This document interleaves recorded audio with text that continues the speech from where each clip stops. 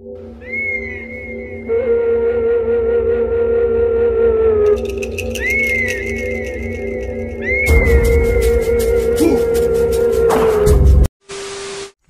চলো নির্বাণ, এগিয়ে যাই আমরা।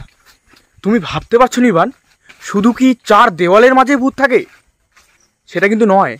তুমি ঠিকই বলেছো ভাই, এটা একটা জঙ্গল, এখানে কিন্তু কোনো চার দেয়াল নেই না, কিন্তু এখানে রাত নামলে শব্দ আসে, গাছের মধ্যে দিয়ে কোনো ছায়া চলে যায়, আর কারোর নিঃশ্বাসের কিন্তু আওয়াজ পাওয়া যায়। ঠিক। আমরা কিন্তু জানি যে শহর নিরাপদ, হ্যাঁ, কিন্তু এসব যে অন্ধকার জায়গা, যেসব জায়গায় রাতের বেলা কোনো আলো পৌঁছায় না, কোনো সামান্য জোনাকির আওয়াজ পর্যন্ত, জোনাকির কোনো আলো আসে না, সেসব জায়গায় রাত্রি নামলে কারোর কান্নার আওয়াজ পেয়ে যায়। কারো কান্নার আওয়াজ পাবি তুমি এখানে, কারো কান্নার আওয়াজ দূর থেকে, সেই দূর থেকে বেঁচে আছে। আমরা আরো জঙ্গলের গভীরে যাওয়ার একটু চেষ্টা করব, যে জঙ্গলের গভীরে ঠিক কি কি রয়েছে। তুমি ঠিকই বলেছো, আমরা কিন্তু জানি যে পুরনো বাড়ি বা যেখানে কোনো মানুষের সমাগম হয় না সেসব জায়গায় ভূত থাকে, কিন্তু যেসব এই জঙ্গলগুলো রয়েছে, এই জঙ্গলে যেখানে শহরে কোনো আলো পৌঁছায় না, যেখানে ভয়ঙ্কর অন্ধকার জায়গা, সেখানে যে ভূতের বসবাস, তুমি হয়তো এখানে গাছগুলো দেখলে হয়তো বুঝতে পারো, তখন ঢোকার সময় দেখলে। ইভান, এই যে আমি ঢোকার সময় এই গাছটিতে দেখলাম কারো নোকের আঁচড়ানো একটা দাগ, তুমি দেখতে পাচ্ছ? এই যে দেখো, আঁচড়ানোর, নোক দিয়ে আঁচড়ানো একটা দাগ, নোক দিয়ে আঁচড়ানো একটা দাগ, কিছু আওয়াজ দেখা যাচ্ছে। হ্যাঁ, এই নিবান, তুমি কি শুনতে পাচ্ছ? দূর থেকে কোনো একটা আওয়াজ ভেসে আসছে নিবান, কান্নার আওয়াজ ভেসে আসছে, দূর থেকে একটা কান্নার আওয়াজ ভেসে আসছে। এই জায়গাটা বুবাই, তুমি হয়তো অনেক জায়গায় গিয়েছো, কিন্তু তুমি এখানকার মতন এতটা কিন্তু তুমি ডিপ ফিল পাবে না, যেখানে তোমার গায়ের লোম কাটা মানে খারাপ হয়ে উঠছে। আর এসব জায়গায়, এই জঙ্গলটা এতটা নির্জন জঙ্গল, এই জঙ্গলে তুমি যতটা ভেতরে প্রবেশ করবে তুমি আর বেঁচে ফিরবে না।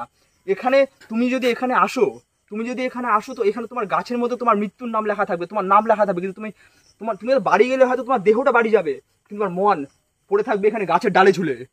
চলো চলো, একটু জায়গাটা কিন্তু খুব ভয়ঙ্কর, একটু ভেতরে যাওয়ার চেষ্টা করি। ভেতরে যাওয়ার চেষ্টা করো না, আমরা সাবধানে যাচ্ছি ঠিকই, কিন্তু আমাদের কিন্তু মৃত্যু তুমি দেখো যে এখানে যে এই যে পাঁচিলটি দেওয়া রয়েছে, হ্যাঁ ঠিক আছে, পাঁচিলের গা থেকে কিন্তু সব ইটের আস্তরণগুলো কিন্তু ধীরে ধীরে খসে পড়ছে।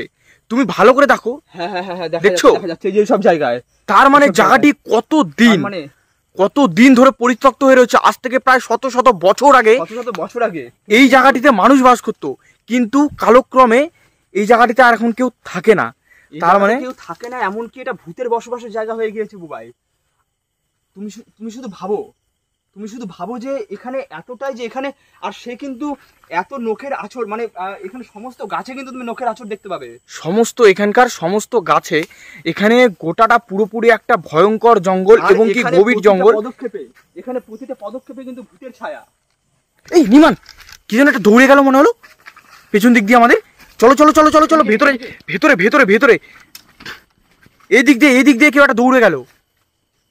আমাদের কিন্তু যেটা বলছিলাম বুবাই, আমাদের পেছন দিক দিয়ে কিন্তু একটা কোনো ছায়া চলে যাচ্ছে, মানে আমরা কিন্তু দুজন নেই, আমরা কিন্তু বুঝতে পারছি না ঠিক, আমরা কিন্তু এখানে দুজন নেই, আমরা বুঝতে পারছি না।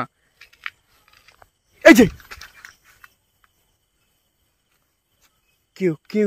কেউ আমরা শুধুমাত্র আমরা এখানে দুজন নেই, আরো কেউ আছে আমাদের সঙ্গে, শুধু আরো কেউ আছে নিবান, আরো কেউ রয়েছে এখানে। আর বেশিক্ষণ থাকা একদম ঠিক হবে না বুবাই, কারণ আমরা কিন্তু একদম চার দেয়ালের বাইরে একটা গভীর জঙ্গলে রয়েছি।